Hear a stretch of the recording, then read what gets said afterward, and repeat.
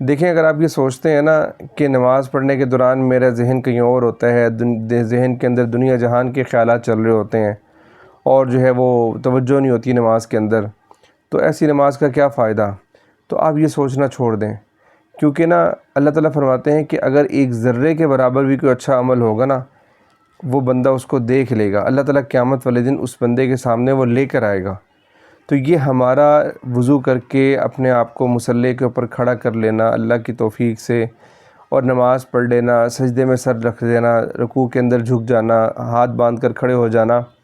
یہ اتنا قیمتی عمل ہے نا، یہ اتنی زیادہ قیمتی چیز ہے۔ بھلے ہمارے ذہن کے اندر دنیا جہان کے خیالات چل رہے ہیں، ہم ناقص ہیں، ہماری ساری چیزیں کمزور ہیں، ہمارے سارے اعمال بھی ہمارے کمزور ہیں، تو اس لیے اس بات سے پریشان نہیں ہونا چاہیے کہ میری نماز جو ہے وہ اچھی نہیں ہے، اور جو ہے وہ میری نماز جو ہے وہ بہت بری ہے، کہ میں کیسے اس کا کچھ فائدہ نہیں ہوگا۔ نہیں، فائدہ ضرور ہوگا، اور اس کا اللہ تعالیٰ ہمیں اجر ضرور دے گا۔ ہم صرف اللہ کے سامنے ہاتھ باندھ کر ٹھہر گئے، ہم نے صرف وضو کر کے ہم نے صرف جو ہے وہ اللہ تعالیٰ کے سامنے سجدہ کر لیا،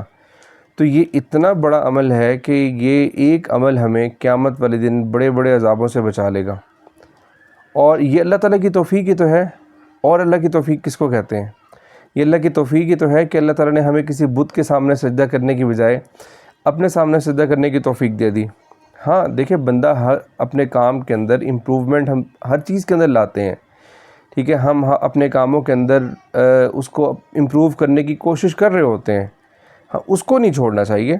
کہ نماز کو بھی امپروو کرنے کی کوشش کرتے رہنا چاہیے۔ یہ ساری زندگی ہوتا ہے۔ آپ نے گھر بنایا تو گھر کو بھی نہیں آپ مینٹین رکھتے، اگر کہیں سے ٹوٹ گیا تو اس کو آپ دوبارہ صحیح کر لیتے ہیں، کپڑے بنائے ہیں، کپڑوں کو ہم دوبارہ وہ سیٹ کر لیتے ہیں، جو بھی چیزیں ہیں، تو اس طرح نماز کو بھی یہ نماز کو بہتر کرنے کی مشق تو ساری عمر چلتی رہے گی، لیکن یہ جو ٹوٹی پھوٹی نمازیں ہیں اور جس کے اندر خیالات کہیں اور ہوتے ہیں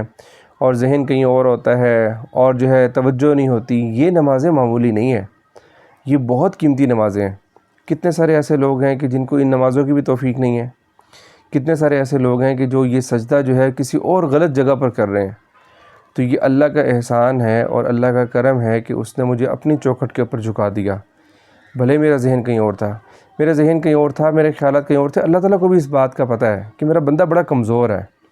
بڑا ناقص ہے، دنیا کے معاملات میں الجھا ہوا ہے، سارا دن اور مصروفیات کے اندر ہے، اب تھوڑا سا وقت نکال کر آیا ہے، میرے سامنے جھکا ہوا ہے، ذہن میں کوئی اور خیالات چل رہے ہیں،